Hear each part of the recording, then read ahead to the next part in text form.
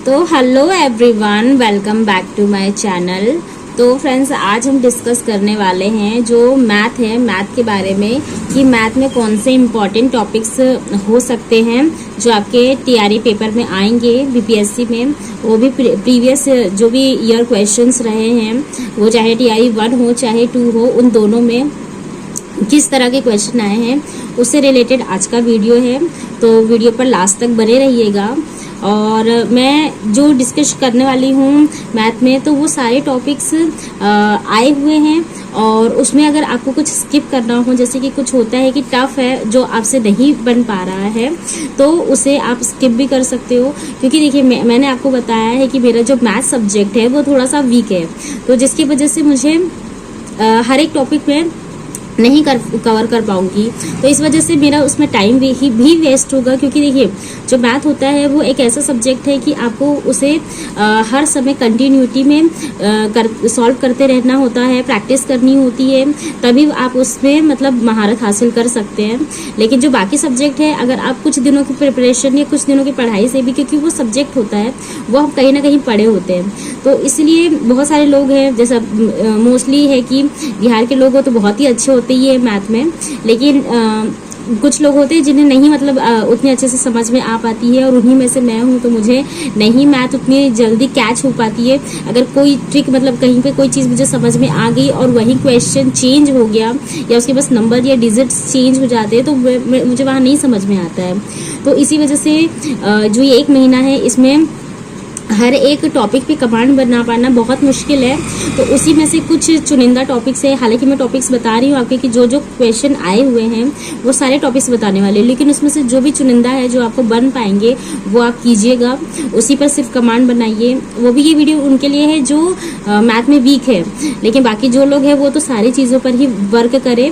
और क्योंकि अब 1 महीना ही बचा हुआ है, तो 1 महीने में आपको प्रैक्टिस पर ही ध्यान देनी है, चाहे वो मैथ हो चाहे अदर सब्जेक्ट हो, क्योंकि रिवीजन इज अ मतलब इम्पॉर्टेंट।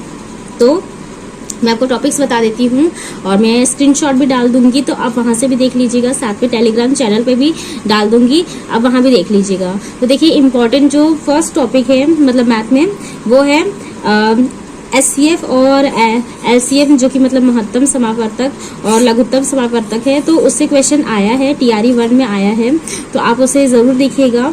उसके बाद जो लाभ हानि है ना, प्रॉफिट एंड लॉस, तो ये इम्पॉर्टेंट है। इसे क्वेश्चन टीआरई 1, 2, 3 जो अभी 3 भी गया है तो उसमें भी आया हुआ है। आप इसे ज़रूर, वो चाहे 6 to 8 हो, इन दोनों में ही इम्पॉर्टेंट है, इसे एक क्वेश्चन आना ही है। आप इस बार तो जो टीआरई 3 था उसमें जो बट्टा वाला जो क्वेश्चन होता है तो वो आया हुआ था। उसके अलावा जो नेक्स्ट है वो है आप लोगों का जो भिन्न है ना, तो उसमें आरोही अवरोही क्रम जमाने के लिए आता है, तो वो भी टीआरई 1 में आया हुआ था। क्योंकि ये इसलिए मैं ये टॉपिक से ज़्यादा अच्छे तरीके से मैंने इसे लिखा हुआ है, क्योंकि यही क्वेश्चंस कहीं ना कहीं, मैंने कहा ना कि मुझसे नहीं मैथ उतनी अच्छे से बन पाती है, मैं भूल जाती हूँ डिजिट चेंज करने पे, तो मेरे ये क्वेश्चन गलत हुए हैं।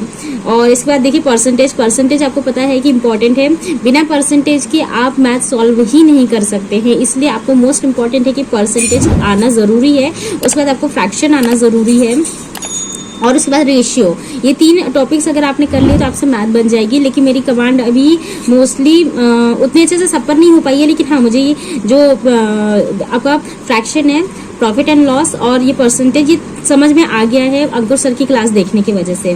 उसके बाद देखिए, वर्ग, आयत और ज्यामिति और क्षेत्रमिति, जो कि आपको पता है मेंसुरेशन और ज्योमेट्री, तो इसमें ये टॉपिक्स इंपॉर्टेंट हैं और इससे क्वेश्चन भी आ रहे हैं, तो आप इसे ज़रूर कीजिएगा। उसके बाद जो ये हम लोगों का सिंपल कंपाउंड इंटरेस्ट है, मतलब आपका साधारण ब्याज और चक्रवृद्धि ब्याज।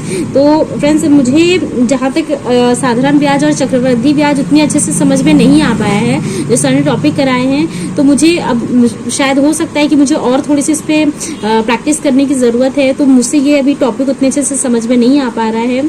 अगर आप लोगों को मतलब ये टॉपिक समझ में आ पा रहा है तो प्लीज़ मुझे, अगर कोई वीडियो होगा तो ज़रूर सजेस्ट कीजिएगा।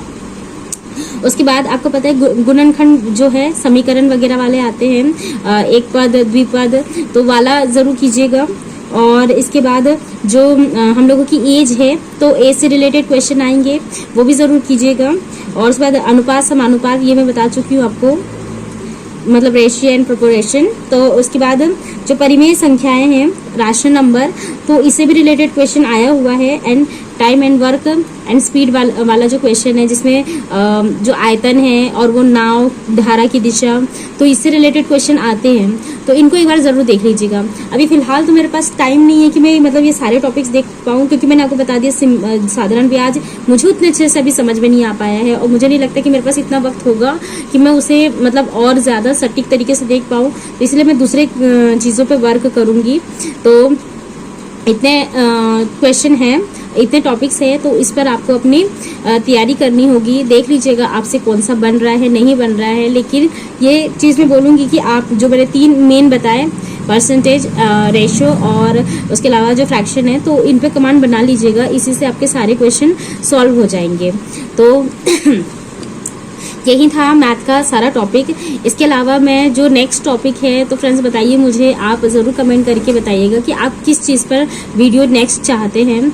बाकी इसके अलावा जो मेरा डेली व्लॉग है, तो आप सोच रहे होंगे कि मतलब मैं अपना पूरा रूटीन शेयर नहीं कर रही हूँ। तो फ्रेंड्स मेरे पास एक ही फ़ोन होता है, मैं सुबह मैथ करती हूँ तो उसे मैं शूट करके आपको नहीं बता पाती हूँ। और उसके अलावा जो बाकी का टाइम है, तो वो चीज़ें, क्योंकि मुझे आपको कोई इंपॉर्टेंट इन्फॉर्मेशन देनी होती है, तो मैं वो आपको ज़्यादा बताने की कोशिश करती हूँ। इसलिए अपना डेली रूटीन, क्योंकि जो है मैं कुछ ना कुछ बस पढ़ती रहूँगी, आपको वो बता सकती हूँ, लेकिन कहीं अगर मुझे अभी इन्फॉर्मेशन देनी है तो वो मैं आपको ज़्यादा अच्छे से मुझे बताना ज़रूरी लगता है कि आप उससे इन्फॉर्म हो सकें और उस पर वर्क कर सकें। इसके अलावा फ्रेंड्स मैं नेक्स्ट टॉपिक लेकर आने वाली हूँ सेट लगाने के बारे में, कि हमें कौन सा सेट इस समय लगाना होगा। और फ्रेंड्स अभी ही आपको लगाना होगा सेट। आपके पास अब देखिए, ये आपका 40 दिन में ऑलरेडी 5 दिन कम हो चुके हैं, अब 30 डेज बचे हुए हैं। तो अगर हम सोचेंगे कि हम लास्ट में सेट लगाए तो ऐसा नहीं हो पाएगा। आपको अभी सेट लगाना होगा, आपको अभी देखना होगा कि आप कितने पानी में, तब आपके पास पूरा 1 महीना होगा उस पर वर्क करने के लिए। और मैं भी अब सेट लगाना शुरू कर रही हूँ, क्योंकि मैंने एक दिन सेट लगाया था, मुझे उतना मतलब स्कोर अभी नहीं हो पाया है, तो मुझे अभी थोड़ी सी पढ़ने की ज़रूरत है, इस वजह से मैंने थोड़ा सा स्किप कर दिया था। लेकिन मैं कल से फिर से शुरू करने वाली हूँ। तो मैं आपको ऑलरेडी बता चुकी हूँ कि मैं किरण पब्लिकेशन का सेट लगा रही हूँ। बाकी इसके अलावा आप जो टेक्स्ट बुक है उस पर भी ज़रूर लगाइए, पास ले लीजिए, वो आपको ज़्यादा बेनिफिशियल होगा, क्योंकि अभी आने वाले बहुत सारे एग्जाम हैं।